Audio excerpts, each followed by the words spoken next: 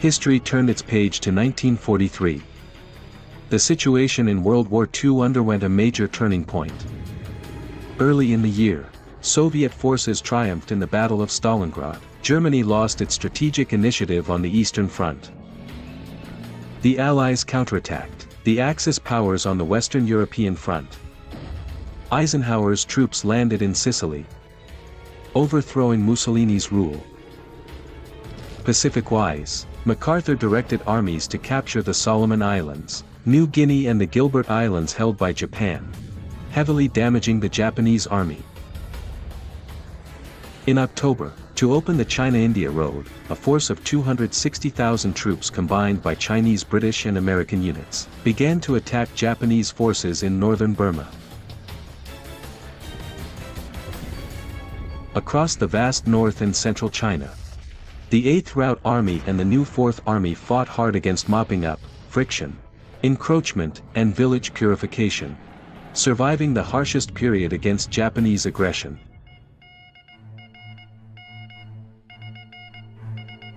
On October 28, 1943, in Chongqing, Chiang Kai-shek, then the highest leader of China, received a telegram from Roosevelt, U.S. President. "I am most anxious to meet with you and Churchill at some suitable location, as early as possible between November 20th and 25th. It was the first time Chiang, as a leader of the Allied powers, was invited to participate in a conference that would shape the fate of World War II, the Cairo Conference.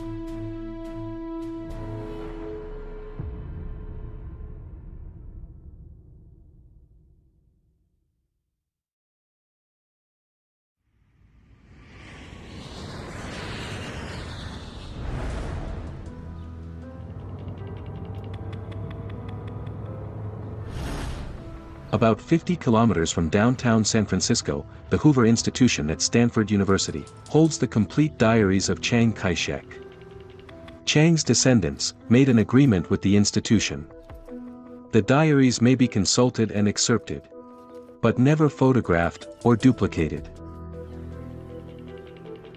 In April 2015, the production team of Taiwan 1945 was granted access to the institution. They consulted and transcribed Chiang Kai-shek's record of Roosevelt's invitation to the Cairo Conference. President Roosevelt sent 3 telegrams. His sincerity is truly boundless and deeply moving.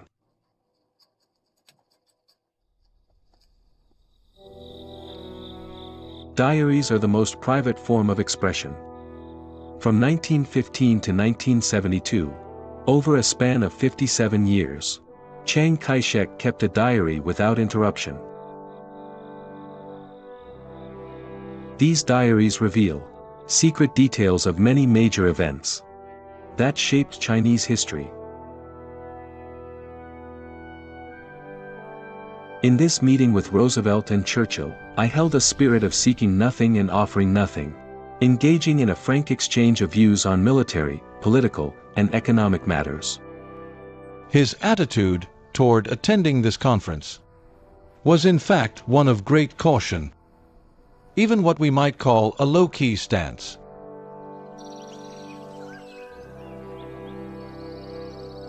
Even so, Chiang and his advisors still made thorough preparations.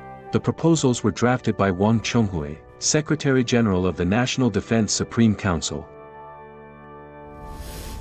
Wang Chonghui had graduated at the top of his class from the law department of Peiyang University, earned a Doctor of Juridical Science degree from Yale University, and studied international public law in Britain.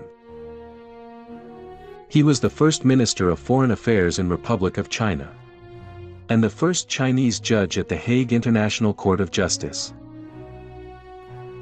Wang was well versed in international affairs. The negotiation process must be set down in writing in the end. Those international treaties. As a legal scholar, he had overseen diplomatic work for a long period, as Minister of Foreign Affairs when the Republic was founded.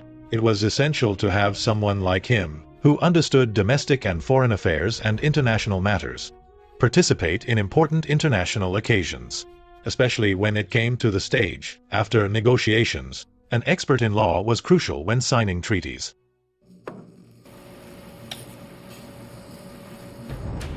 The Cairo Conference mainly discussed military and political issues. Militarily, China, the US, and Britain were unanimously thought to participate in the joint war against Japan, until its unconditional surrender.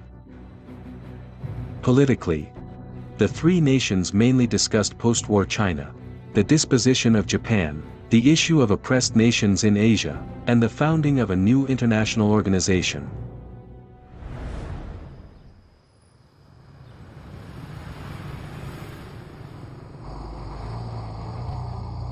This is the Cairo Conference minutes in Academia Historica. In the draft communiqué submitted by Wang Chonghui, the core clause stating that territories Japan had seized from China shall be restored to the Republic of China was altered by Alexander Cadogan to must of course be given up by Japan. Be given up by Japan. Then, to whom should it be given up by Japan? To which country? Moreover, given the many external rumors and various interpretations circulating, if the recipient country is not clearly specified and only vaguely phrased as be given up by Japan, Wang considered it unacceptable.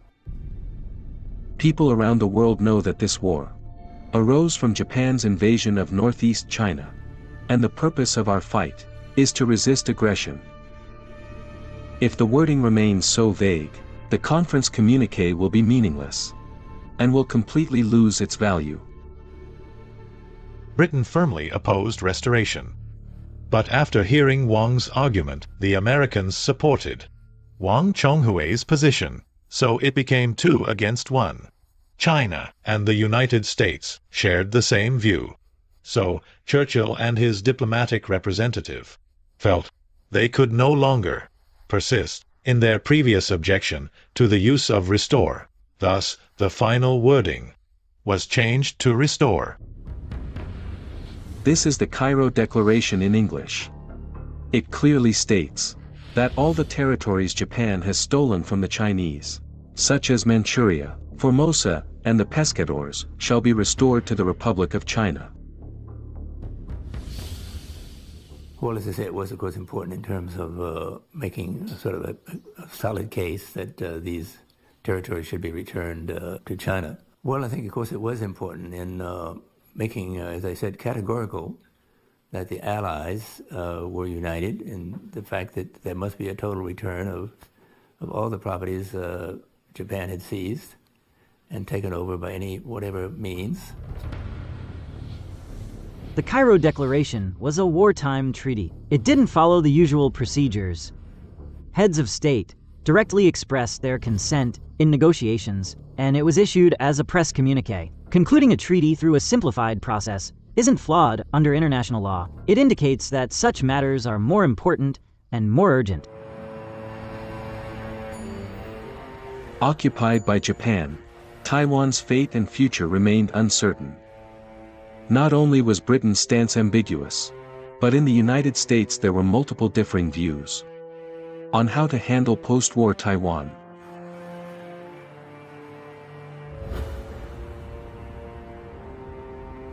One was to keep it under international supervision, like many of the other islands in the Pacific. 2 was to give it back to China. 3 was to promote an independent Taiwan. These were debated within the State Department. In 1943, the situation changed. Since the start of nationwide resistance in 1937, Chinese troops had already fought 17 major campaigns and countless guerrilla and sparrow war, tying down the main strength of the Japanese army. Meanwhile, the United States had entered a critical phase in its confrontation with Japan.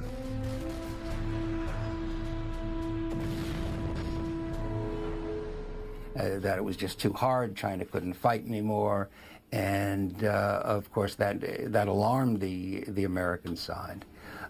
because they feared that if there was peace on the mainland, then Japanese soldiers would be released.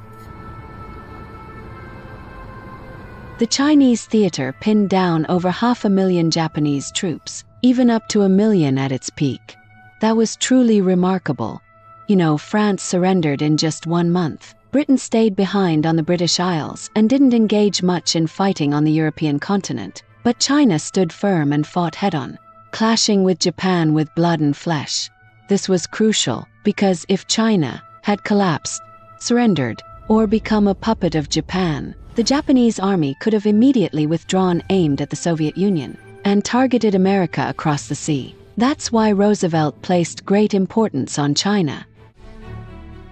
After persuading Churchill, Roosevelt repeatedly invited Chiang Kai-shek to join them, to discuss strategies, press the advantage, and plan a new post-war world order. Thus, the Allied leaders reached a consensus at the Cairo Conference.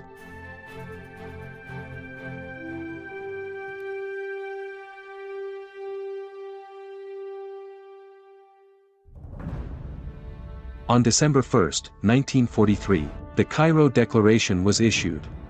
It not only confirmed that the Northeast, Taiwan, and the Pescadores were Chinese territory, affirming China's sacred right to recover lost lands, but also emphasized carrying the anti-fascist war through, until Japan's unconditional surrender.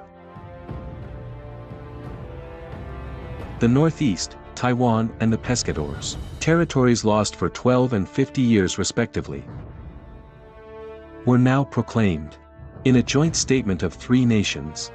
This truly marked a diplomatic success unseen in Chinese or world history.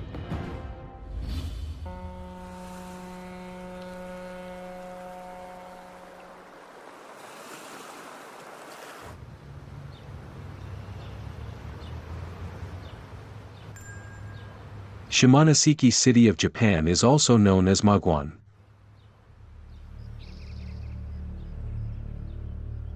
This 3-story beige building is called the Shunpanro. To its right is the Sino-Japanese Peace Memorial House. What are displayed here are items used during the signing of the Treaty of Shimonoseki. For example, this chair over here was deliberately borrowed from the famous Hamarikyu Gardens to be present and used during the official signing ceremony of the treaty. These are the inkstone box, and brush, actually used when the treaty was signed. On April 17, 1895, after the First Sino-Japanese War, Li Hongzhang, on behalf of the Qing government, was forced to sign the Treaty of Shimonoseki with Ito Hirobumi at the Shunpanro.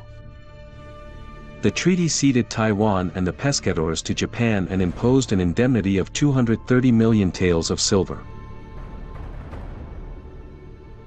Japan gained confidence from this war and the Treaty of Shimonoseki, which drove Japan to initiate a gradual expansion into the Chinese mainland.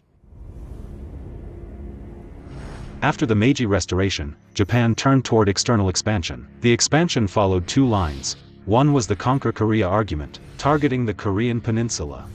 The other was Conquer Taiwan, targeting Taiwan.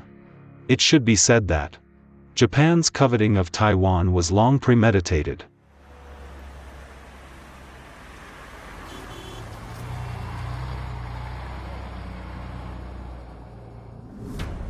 When news of the signing of the Treaty of Shimonoseki reached Beijing, Wang Chenyuan, a scholar from Taiwan to take the imperial examination, immediately joined 4 other Taiwan scholars and officials. The 5 submitted a joint petition, vowing, better to die as righteous people than to live as subjects of surrender.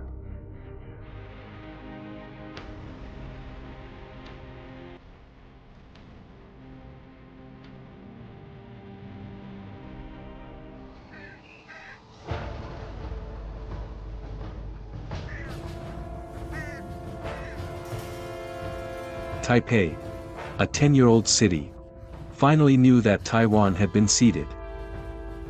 The news struck like a bolt from the blue. The outraged islanders poured into Taipei, protesting the court cession of Taiwan, vowing to defend their homeland.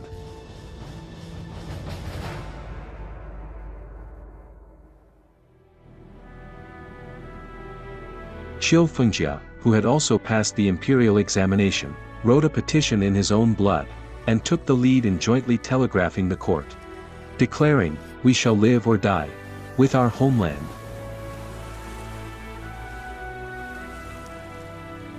A scholar was forced to take up arms.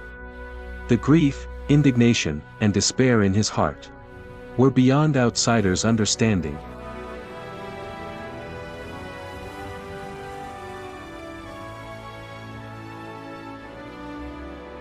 Lin Sen, a young man from Fuzhou who had worked in Taipei for 10 years, also rallied his colleagues to form an army against Japan.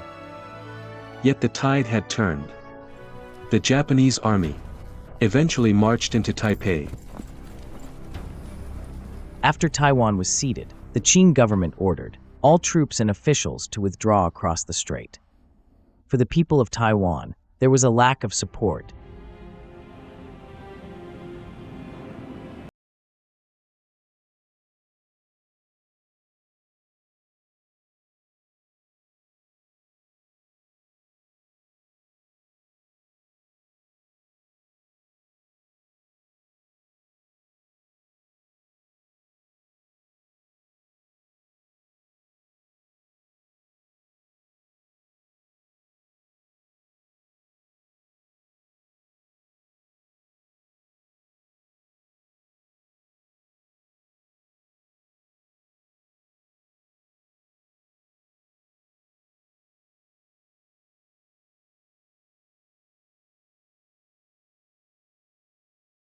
Taiwan before he died.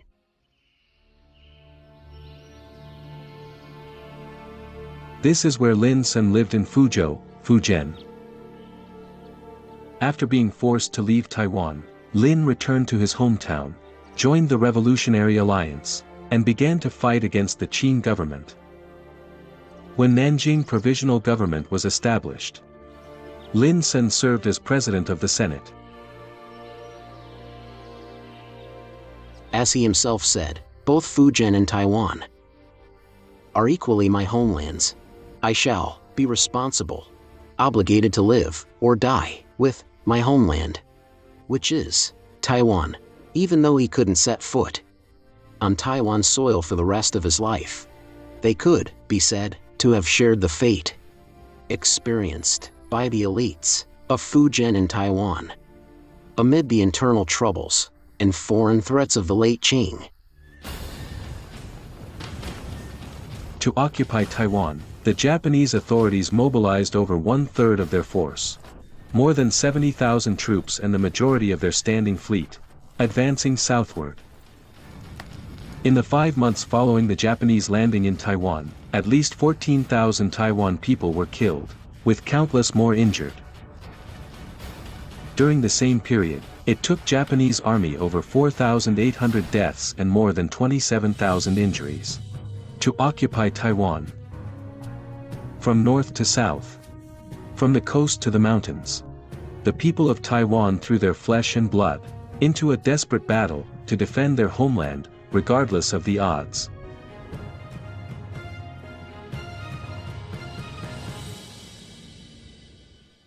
After armed resistance persisted for a long time, Japan found Taiwan deeply troublesome.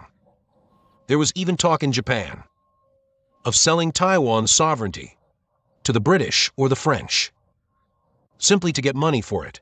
Some extremists went further, suggesting that all Taiwan people be killed, completely killed, to turn Taiwan into an uninhabited island and repopulate it entirely with Japanese immigrants. In 1930 in Renai Township, Nantou, Taiwan's indigenous peoples launched an uprising against Japanese colonial rule. It was an intense armed rebellion by Taiwan people during the Japanese occupation. The Japanese military suppressed it, deploying chemical poison gas shells. Since 1895, The armed resistance of Taiwan people persisted for over 30 years.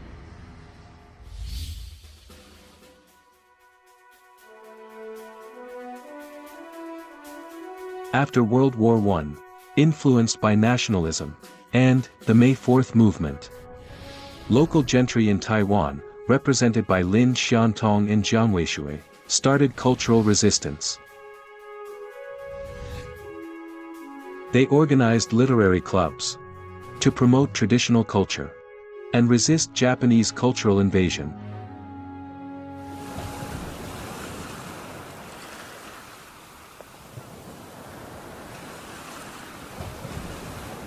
In the revolutionary tide of modern China, some Taiwan people traveled to the Chinese mainland to work for revolution and construction.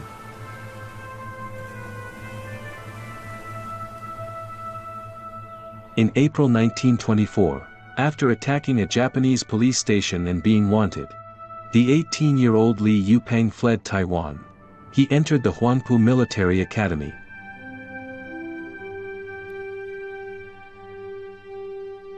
For Taiwan's revolution to succeed, that in the mainland must first succeed.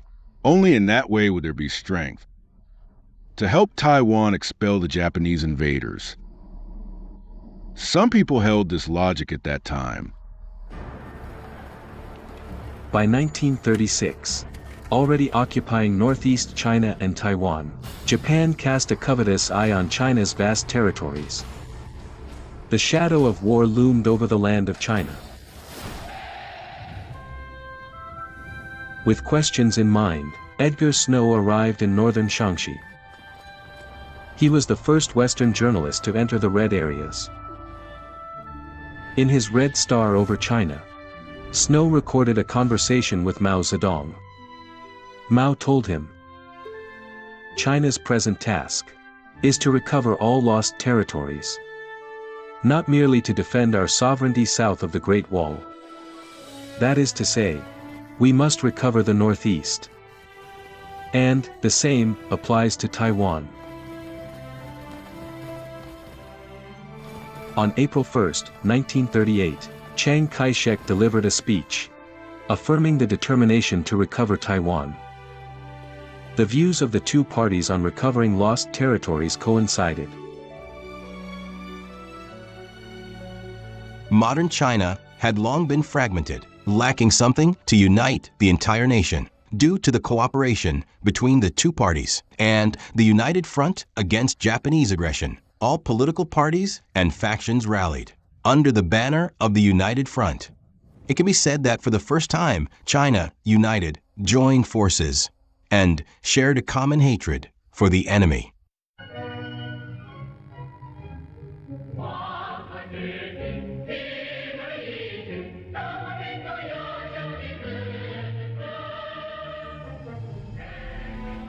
Based on the two parties' second cooperation, the United Front mobilized the strength of the Chinese to save the country. During this period, a large number of Taiwan patriots joined the war of resistance. They spared no effort to resist the Japanese invaders in their own ways. They organized various groups on the mainland to resist Japan and recover their homeland. Some joined the Communist Party, and others joined the Kuomintang. They threw themselves into the front lines. The most typical example was Li Yupeng. He arrived in Xiamen and wrote "Recovered Territory" at the Nanpatua Temple. It expressed Taiwan people's hope to restore the nation's land.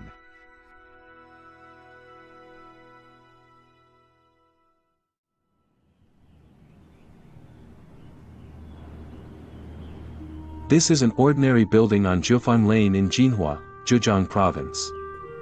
In the fall of 1938, helped by underground Communist Party members, Li founded the Taiwan Volunteer Corps and Youth Corps led by the Political Department of the National Government Military Committee. Taiwan Volunteer Corps and Youth Corps were regarded among Taiwan people as a formal force representing Taiwan in the War of Resistance. Their goal was to defend the motherland and recover Taiwan.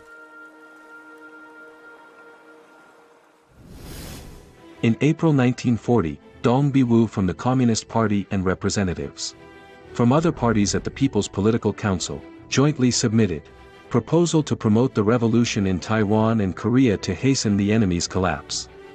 It denied the Treaty of Shimonoseki and deemed Taiwan a lost land to be recovered.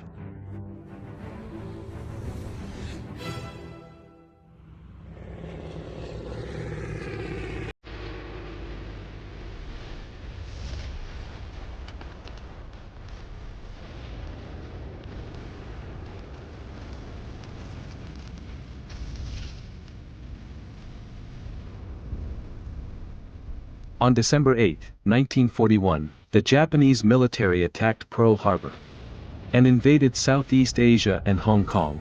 Thus, the Pacific War erupted. The situation in World War II underwent a major turning point.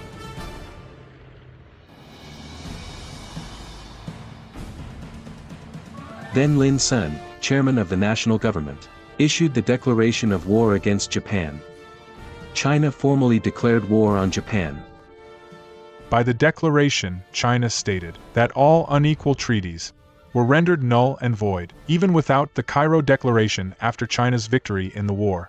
The Treaty of Shimonoseki would lose its validity, and China would recover Taiwan on its own.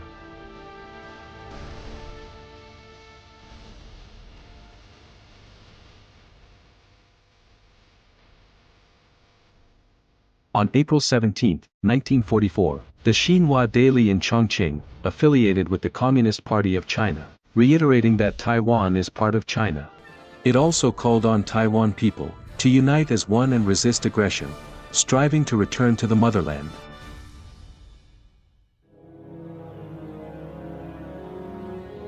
This day, Taiwan Investigation Committee was founded in Chongqing.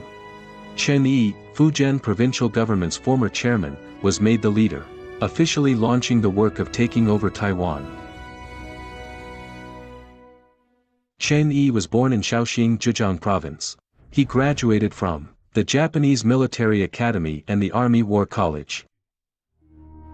He served as governor of Zhejiang Province, chairman of Fujian provincial government and other positions after returning to China.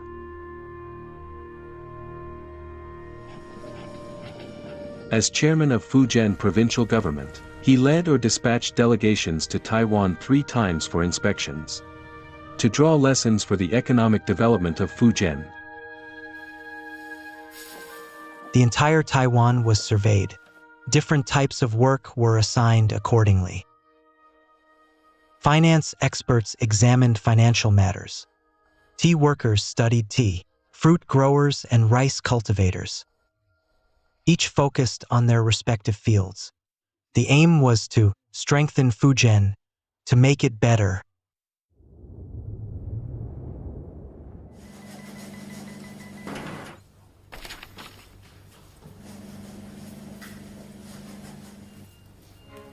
The Taiwan Investigation Report in Fujian Provincial Archives is fruit from Chen Yi's tenure. It is virtually an encyclopedia of Taiwan. Even so, Taiwan Investigation Committee expanded its efforts through broader channels to collect and organize various data on Taiwan. By the end of 1944, Taiwan Investigation Committee had gained a clear understanding of Taiwan's administrative systems, police, land, finance, household registration, and other aspects. It also made maps of Taiwan at scales of 1 to 100,000 and 1 to a million. It was founded to investigate all facets of Taiwan, to draft Taiwan's post-handover, work plans, management and arrangements, and to compile relevant materials and promotional content. These 4 major areas of work were the major functions of the committee.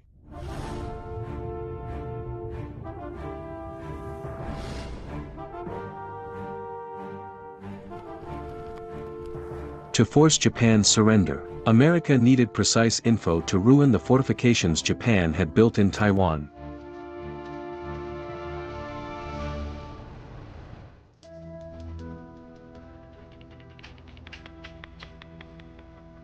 In April 2015, The production team of this show found a declassified box of intelligence at the U.S. National Archives. To execute the plan for landing in Taiwan, the U.S. military marked and sketched simplified maps of airports across Taiwan, and compiled various military archives about Taiwan. At the end of 1943, a secret operation, codenamed Causeway, quietly commenced.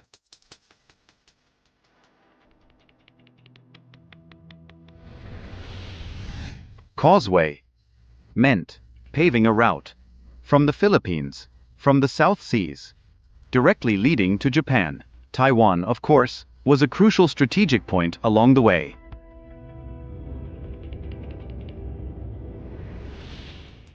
The U.S. aimed to sever the connection between Japan and Southeast Asia, including the Philippines.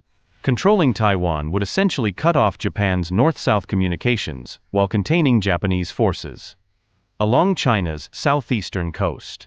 This was the main goal.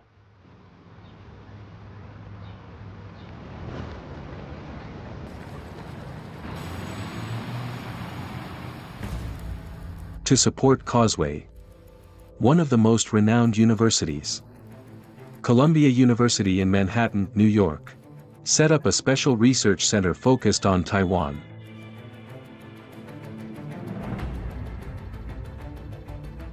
They drafted civil affairs manuals about the aftermath of Causeway, preparing for the U.S. military's landing in Taiwan.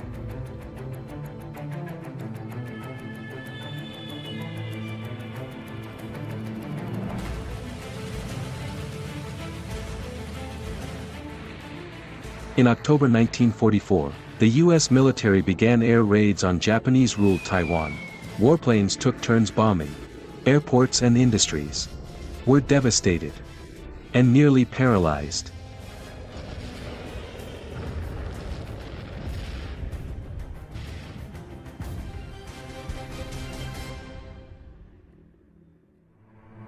Along with the bombs from the sky came countless leaflets.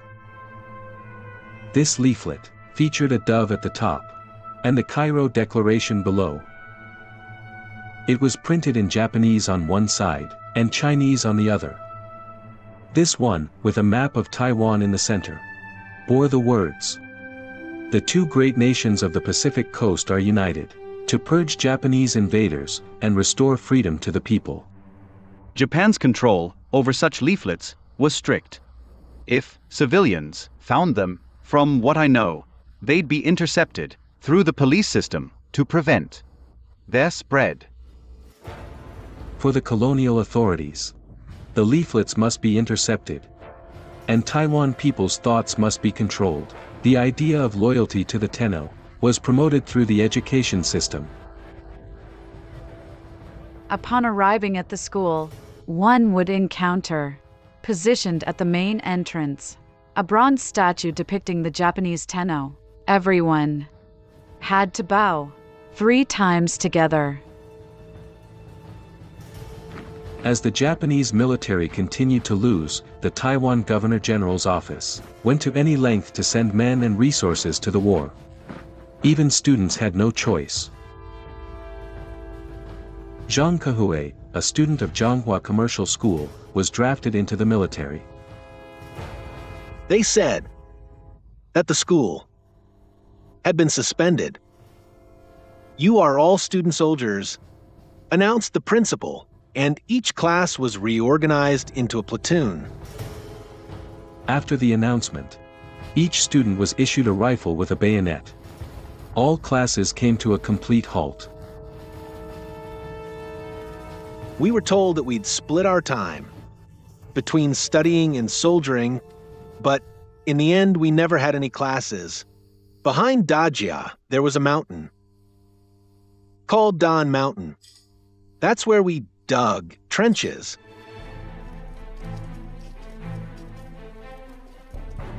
In May 1944, the Chinese military, supported by the U.S. 14th Air Force, beat back Japanese forces in Yunnan.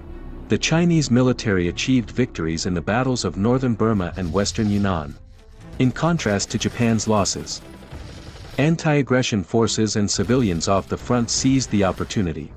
From the spring of 1944, they started local counterblows against the enemies. They also focused on the building and consolidation of base areas. They reorganized and extended the military, preparing for a full-scale counterblow. The Taiwan Volunteer Corps, in Fujian and Zhejiang, was officially reorganized. Li Yupang was promoted to lieutenant general and continued to lead his comrades against enemies. Through speeches, publishing periodicals, creating slogans, and drawing cartoons. This one is called Taiwan Youth. The Taiwan Volunteer Corps distributed it widely. It shows that Taiwan people fought on the mainland during the war and made great contributions to defeating Japan. We went to the front lines and shout propaganda to the enemy. Sometimes, the voices of children were effective. After prisoners were captured, Youth Corps members would interview them in Japanese. We also provided comfort to wounded soldiers and troops. The recovery of Taiwan needed a large talent pool. In October 1944, the Taiwan Administrative Cadre Training Class was established in Chongqing. Lin Chinteng was one of its first trainees. 8 years earlier in Xi'an, as his son was about to be born, his critically ill father left a will, naming his grandson Chan. At his deathbed, he told my father that war was inevitable, and only through such a war between China and Japan could we obtain the chance to return to Taiwan, rebuild our homeland, start everything anew, and lead a fresh life. Otherwise, Taiwan would be permanently ceded away. Therefore, in his final words, he mentioned that if the child about to be born had the chance to be a boy, then he should be given the name Chan. That is the origin of my name. When Lin Chan was hardly a year old, the war of resistance went nationwide. Now, with victory in sight, the recovery of his home, Taiwan, was imminent. Lin Chinteng actively offered proposals. This is his article, published in the Taiwan Research Quarterly.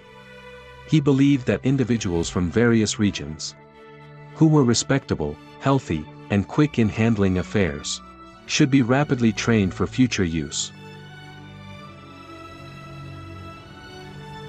This is Peiyuan Middle School in Fujian. In December 1944, an enrollment notice caught Wan Chuanfa's attention. The Central Police Academy was establishing a Taiwan police cadre training program in Fujian. He decided to give it a try. You need to speak Hokkien and Hakka. It's the main requirement. The focus was on southern Fujian, especially Quanzhou and Zhangzhou. Quanzhou had the most participants.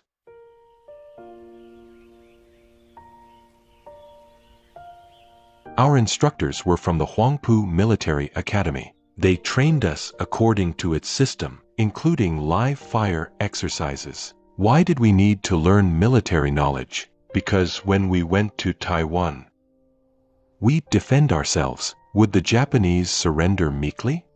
You know, wouldn't they resist? If they were to resist, we'd at least need the ability to defend ourselves. In February 1945, the Ministry of Education's Haijiang School was opening.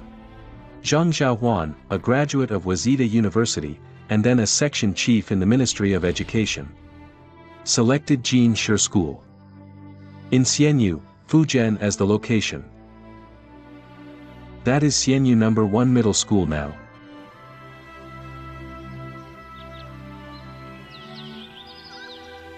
My grandfather considered two aspects.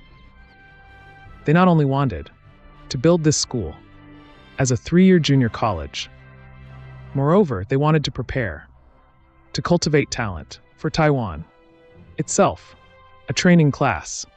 The overall purpose was the recovery of Taiwan. Everyone went to Taiwan with this aspiration. We all set out on this journey together. There were 20 of us high school graduates in total. 6 were admitted into the teacher and law and commerce programs. Supplies were scarce back then. We went to Shanghai to buy textbooks. Bringing them back was not easy. The university professors were from other institutions. Our principal invited them there.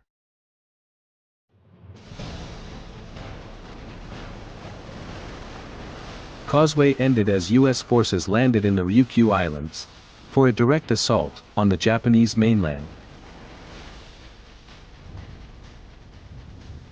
By May 1945, Japan was already on its last legs.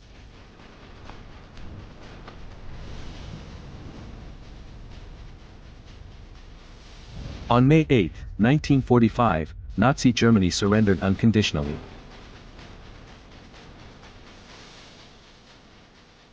From July 17 to August 2, heads, foreign ministers, advisors, of the Soviet Union, the US, and Britain, held a conference in Potsdam, southwest of Berlin, Germany. They focused on the terms for ending the war against Japan, and the post-war disposition of Japan. On July 26, 1945, the Allies issued the Potsdam Declaration by China, the US, and the UK, urging the Japanese fascists to surrender immediately. However, Japan completely rejected the Potsdam Declaration, and still fought. The Allies resolved to wage the final battle against Japanese fascism.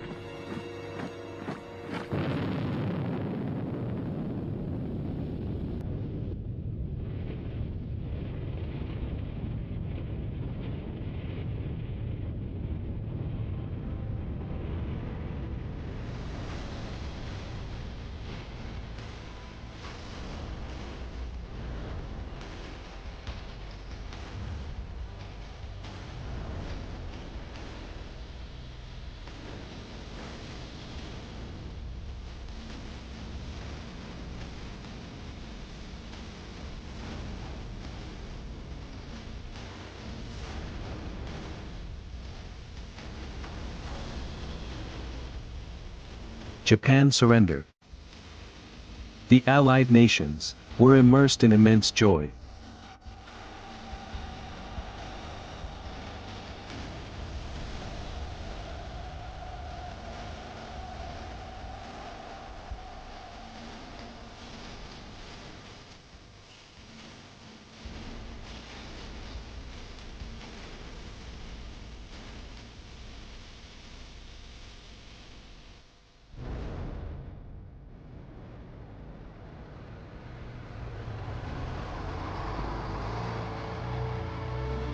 This is the Potsdam Declaration. In the Taipei Palace Museum, it explicitly states, "The terms of the Cairo Declaration shall be carried out, and Japanese sovereignty shall be limited to the islands of Honshu, Hokkaido, Kyushu, Shikoku, and such minor islands as we determine."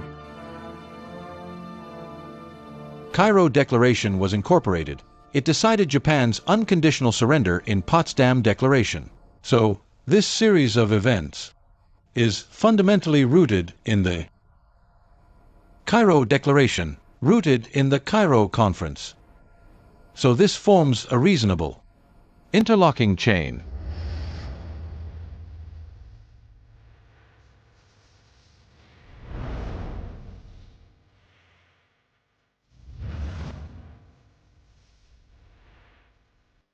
This is a commitment Japan made to the international community.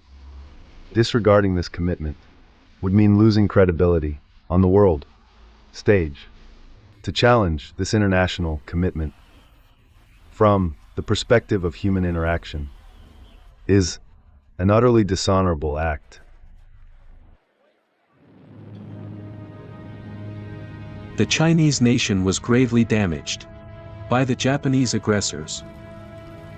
During the war, China suffered about 35 million casualties. Over $100 billion of direct economic losses, and 500 billion of indirect economic losses. Japan's colonial rule brought immense suffering to Taiwan. About 650,000 Taiwan people lost their lives during the 50 years.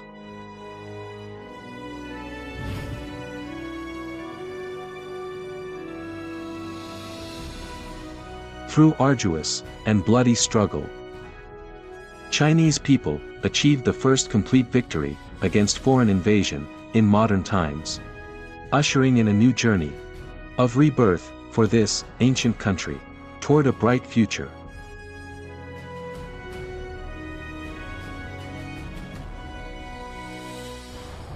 After Japan's surrender, the China theater was divided into 16 surrender zones to accept the capitulation. Chen Yi was ordered to recover Taiwan across the strait.